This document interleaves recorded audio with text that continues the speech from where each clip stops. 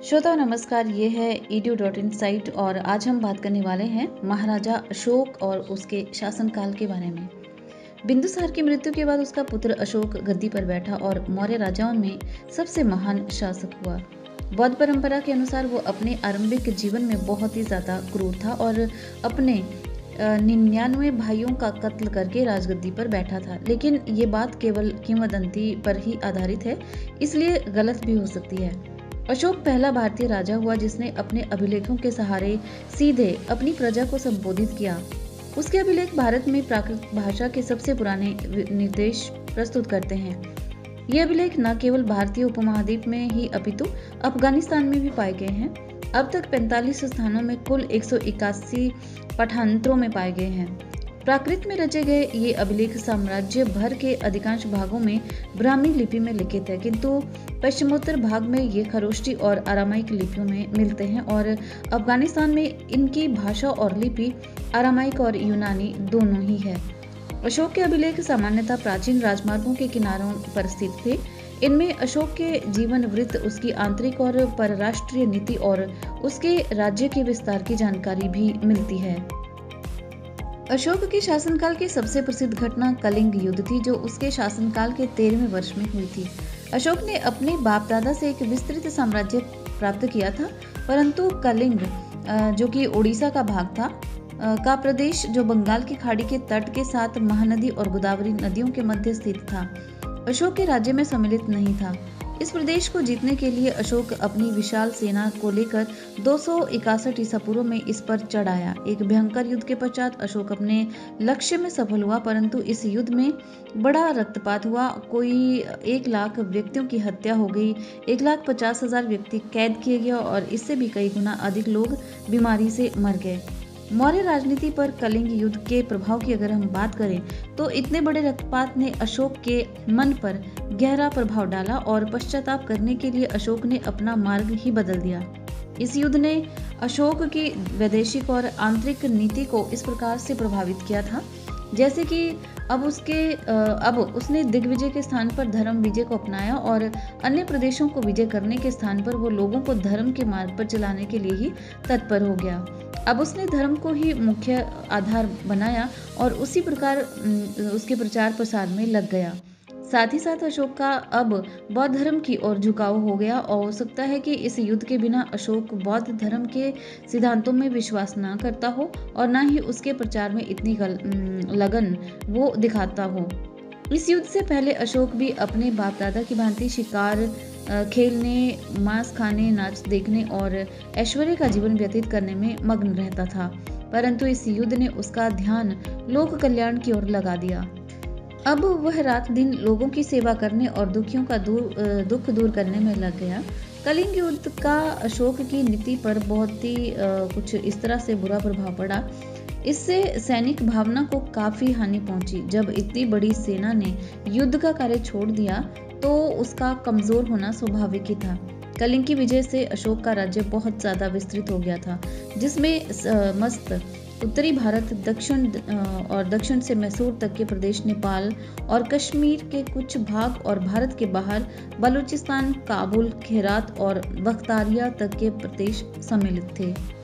अशोक के शिलालेख, इनकी संख्या 14 है, जो 8 अलग अलग स्थानों में पाए गए हैं। 1837 में सर्वप्रथम जेम्स प्रिंसेप को इन्हें पढ़ने में सफलता हासिल हुई थी। अगर हम इन शिलालेखों की बात करें तो शाहबाज गढ़ी, जो कि पेशावर में है, उसके खोजकर्ता महाराजा रणजीत सिंह की सेना का एक फ्रांसीसी अधिकारी था और मानसेरा का जो अभिलेख है और हजारा में जो पाया गया है, कैप्टन लेई ने इसकी खोज की थी। गिरनार का अभिलेख जो जूनागढ़ में है, कैप्टन टॉड ने इसकी खोज की थी। धौली का अभिलेख जो कि पूरी उड़ीसा में स्थित है, इसकी खोज किट्टो ने की थी। कलसी अभिलेख जो कि देहरादून में है, फारिस ने इसकी खोज की थी। और जौगढ़ का अभिलेख, गंजाम का जो अभिलेख है, सर वॉल्टर एलियट ने इसकी खोज की थी। सोपारा का अभिलेख जो कि थाना महाराष्ट्र में है, लाल इंडाजी ने इसकी खोज की थी। इसके साथ ही एरागुडी जो कि कर्नूल आंध्र प्रदेश में है, इसकी खोज अणु घोष ने की थी। ये सभी अभिलेख खरोष्टी और ब्राह्मी लिपि में है। इनमें से पहला जो मानसेरा का अभिलेख है वो खरोष्टी में लिपि में मिलता है। शाहबाजगढ़ी का अभिलेख भी खरोष्टी लिपि में मिलता है और बाकी सभी अभिलेख ब्राह्मी लिपि में पाए गए हैं। स्तंभ लेखों की अगर हम बात करें तो इनकी कुल संख्या 7 है। 6 अलग अलग स्थानों में ये लेख मिले हैं। प्रयाग स्तंभ लेख, पहले कौशाम्बी में स्थित इस स्तंभ लेख को अकबर ने इलाहाबाद के किले में स्थापित कराया था। और दिल्ली टोपरा, यह स्तंभ लेख टोपरा से दिल्ली फिरोज शाह तुगलक द्वारा लाया गया था। इस पर अशोक के 7 अभिलेखों का उल्लेख है। और दिल्ली मेरठ अभिलेख की अगर हम बात करें तो पहले मेरठ में स्थित यह स्तंभ लेख फिरोज शाह द्वारा दिल्ली लाया गया था। इसकी खोज 1750 में टिफेन थेलर द्वारा की गई थी। रामपुरवा के अभिलेख की अगर हम बात करें तो ये स्तंभ लेख चंपारण बिहार में स्थापित है। इसकी खोज 1872 में कार्लायल ने की थी। लौरिया राज का अभिलेख चंपारण बिहार में है और लौरिया नंदनगढ़ अभिलेख भी चंपारण बिहार में पाया गया है। लघु स्तंभ लेखों की अगर हम बात करें तो इन सभी लघु स्तंभ लेखों पर अशोक की राजकीय घोषणाओं का उल्लेख मिलता है।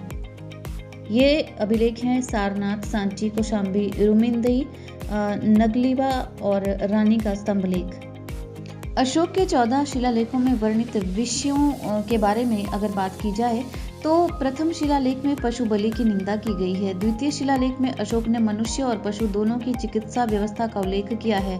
तृतीय शिलालेख में अशोक ने अपने राजकीय अधिकारियों को ये आदेश दिया है कि वो हर 5 वर्ष के उपरांत दौरे पर जाएं।